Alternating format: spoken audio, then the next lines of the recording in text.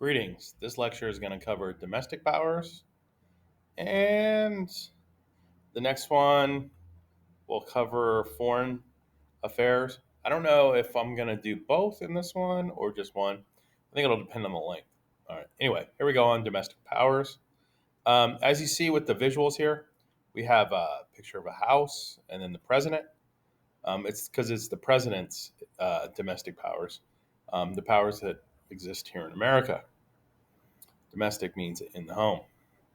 So that's the home front. Where does the president's power to execute federal law come from? What is an executive order? How does the appointing power work?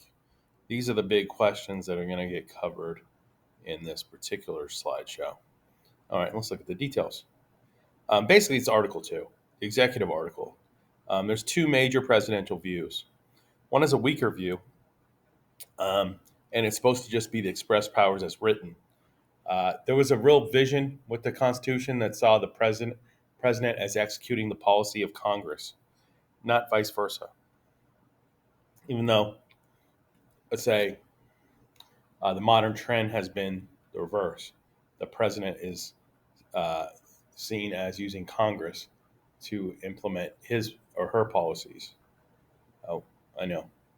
I'm optimistic, but I still think one day. Anyway, uh, the other view of the executive is that it's supposed to be stronger.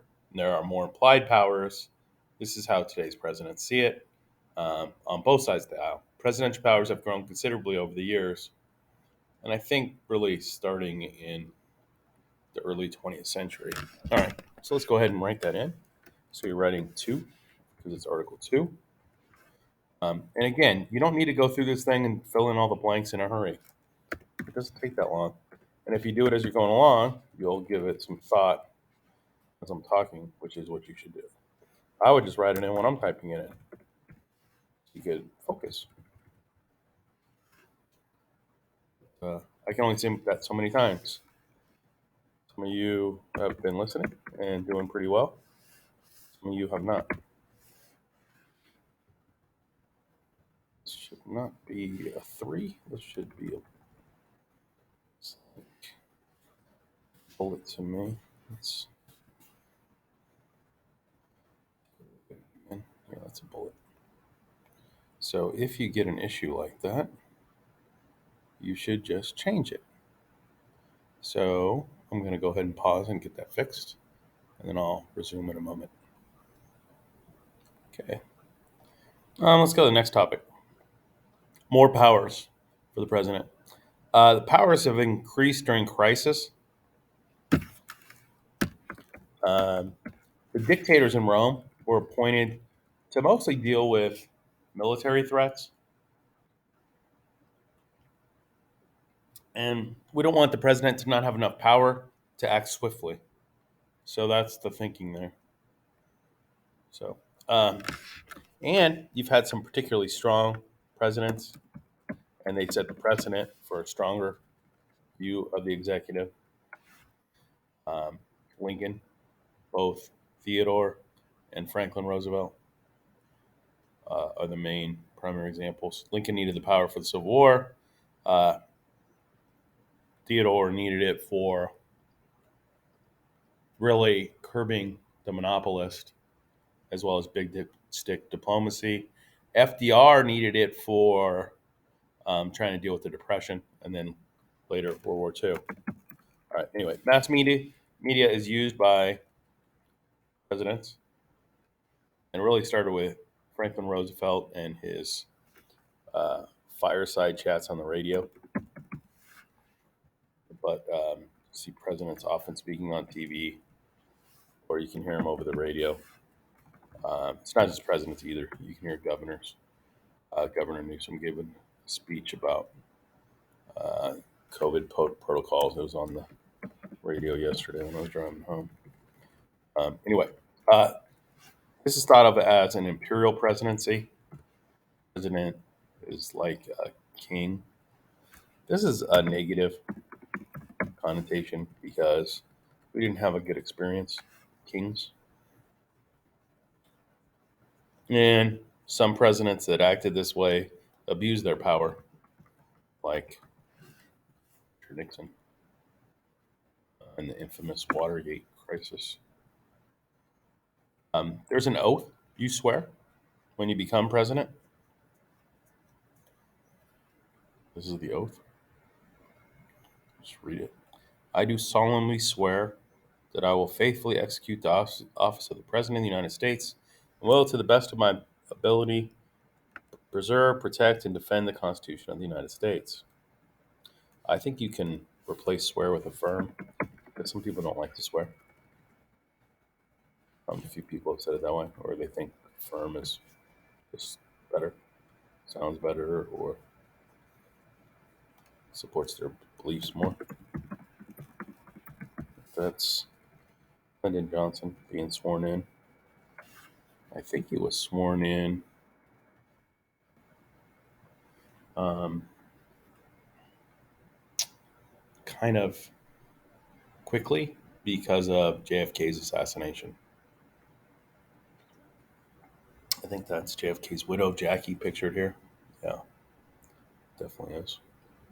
Pretty sad time in America when presidents are getting shot and killed. All right, let's go to the 18th slide on executive powers. Little language here. Execute is the power to enforce, administer, carry out federal law. It's one of the president's powers. Granted by two constitutional privileges. It's part of the oath of office, as you just heard.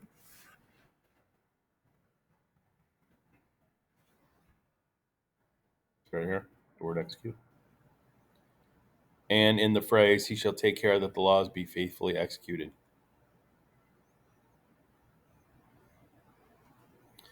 The precedent, Washington put his hand on the Bible and he said, "So help me God."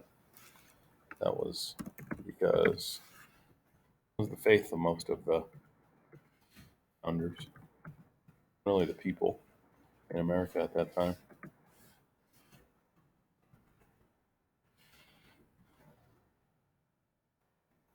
The picture of the first signing in. The ordinance power.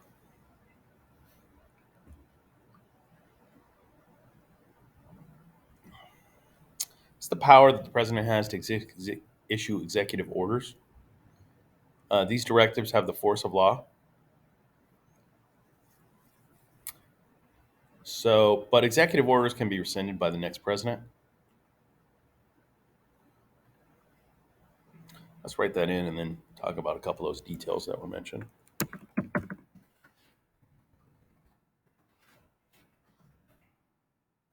Rescinded means take back.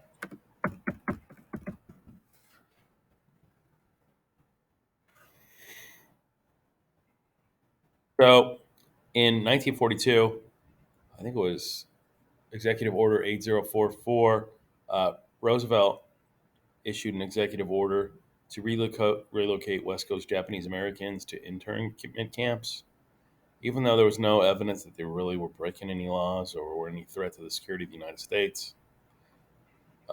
They did the same thing to Germans and Italians, but the main difference was very quickly they let the Germans and Italians go. The Japanese were kept in the camps for pretty much the duration of the war. And they had like 48 to 72 hours to sell their stuff. It was a big loss of money, big loss of freedom, and there's no evidence of any crime. So it was pretty outrageous. President Bush signed executive order strengthening intelligence capabilities after the 9/11 Commission report. Uh, this, I think, was not sure if it's the Patriot Act, but I know after that they were able to look at anybody's emails, and they would able to filter for words like terrorist and that kind of thing. So they got a lot of power on, um, intelligence gathering domestically, and it really, it really is a threat to free speech. And so it was a little bit controversial for some.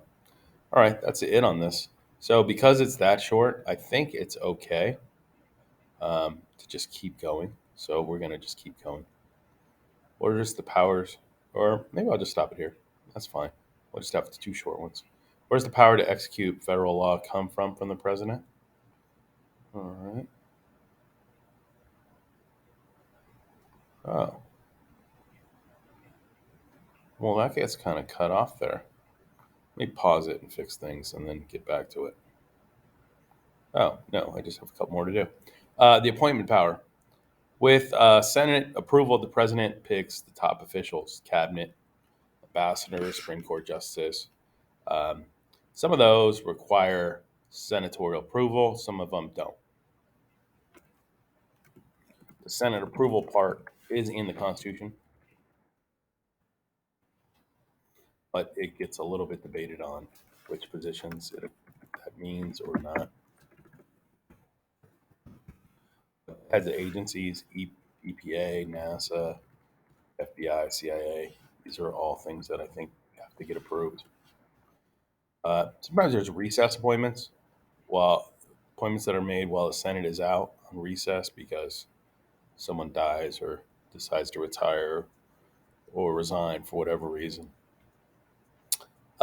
Here we have former Secretary of State Condoleezza Rice. I'm not totally sure who she's shaking hands with there. And then we also have a visual of the Supreme Court. Let's take a look at that. Oh, okay. There's Ruth Bader Ginsburg, Clarence Thomas. I think that's Rehnquist right there with the glasses. Is it Rehnquist or Scalia, I think? I think that's Sandra Day O'Connor. I don't know them all off the top of my head, but I know quite a few. Anyway, there's also, with the power to appoint, you have the power to remove. It's debated whether the president needed Senate's approval to remove an appointee. I don't know. I know Trump was firing and hiring people pretty quickly, which shouldn't be totally shocking, given that on The Apprentice, that was his catchphrase, "You're fired." Anyway, today is accepted that the president may remove appointees without the Senate. Most often, the public hears it as a resignation. Somehow, like your image gets less tarnished if you resign rather than if you're fired. It's Attorney General Alberto Gonzales resigning September 2007. All right, let's go ahead and write in notes for slide 21. I don't think this is really debated anymore. The president is just seen as having that power.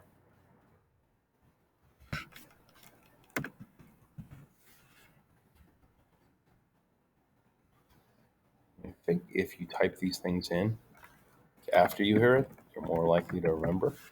If you just type them in a big hurry, you're not going to really remember much.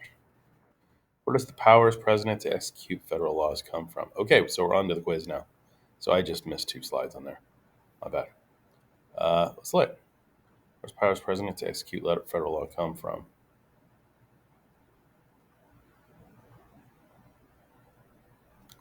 Oh, it's from the oath of office, and then the Article 2 provision that the laws be faithfully executed. President's power to execute federal laws comes from the oath of office and the provision in the Constitution that says, take care that the laws be faithfully executed. What is an executive order?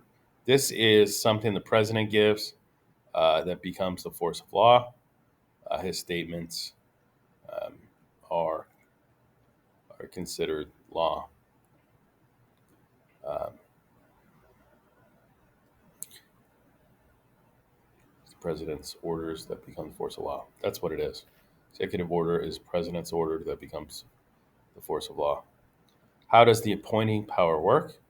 The president has the power to make appointments of top officials with Senate approval.